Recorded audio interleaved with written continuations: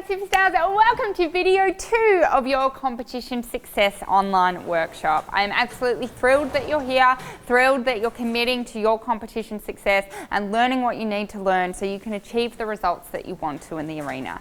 Now remember, this video is all about how to learn your dressage test, and in the next video we're going to talk about how to master the warm-up. So if you need help with any of those two things, it is coming your way.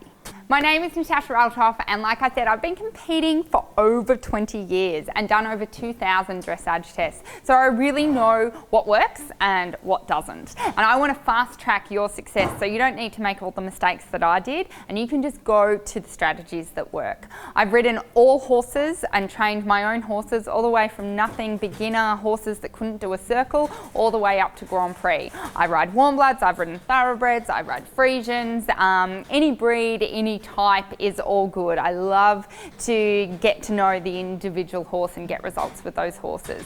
I've placed and won in all levels from prelim up to Grand Prix and competed in all state and national level competitions for the last 20 years.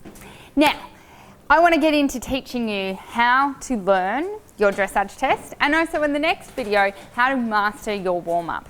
Now, last video we talked about how to overcome competition nerves, which I think is such a huge thing, because even though I tell you how to learn a dressage test, and even though I'll teach you how to master the warm-up, you need to first have emotional control and be able to let go of what's holding you back, what's worrying you, all those competition nerves and anxiety. So if you haven't checked that out, I need you to go back to video 1 and check that out and make sure that you've reviewed all the content before we go to video 2. And I'll be right here waiting for you, ready to rock with what we're doing today. Now in this video, we're going to go really deep and learn about how you can learn your test, whether it's show jumping or dressage, whatever you need to learn, in the most easy, effortless way so you can remember it constantly all the time.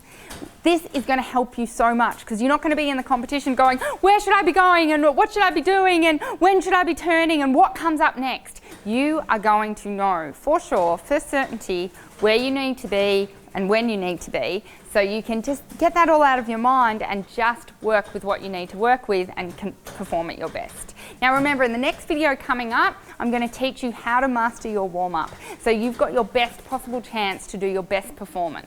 We are going to cover a lot of ground today, and I'm also sending you a downloadable PDF which has a cheat sheet for you to download, print out and have with you, as well as a test so you can do the test and figure out for yourself what learning style you are, and if you're a mixture of a certain type of learning styles, so you know and have the blueprint you need to learn your test so you remember it effortlessly every single time.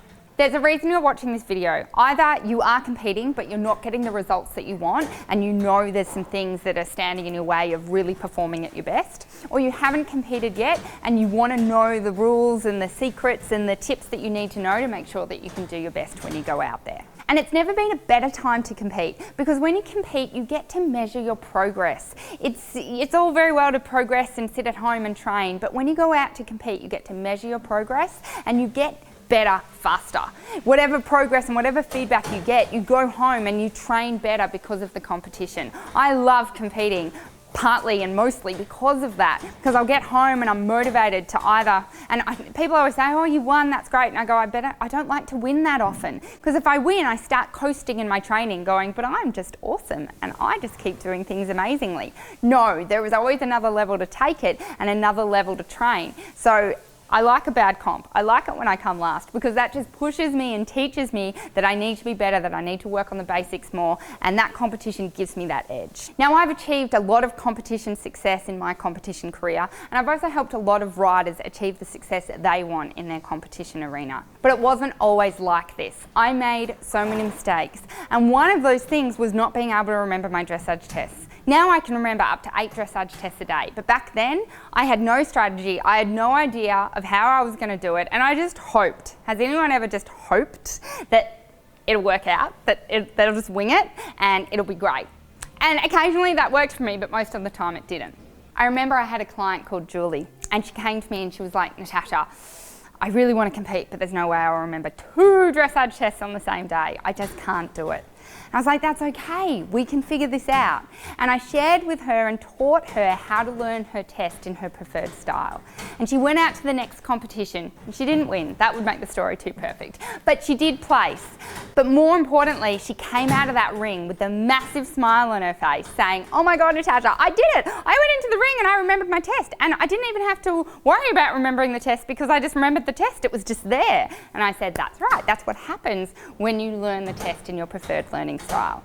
So that's what we're going to look at now. There are 4 different learning styles or 4 different representational systems that you, as a human being, like to use. And there's only 4. Don't worry, there's not like there's 70. There's only 4.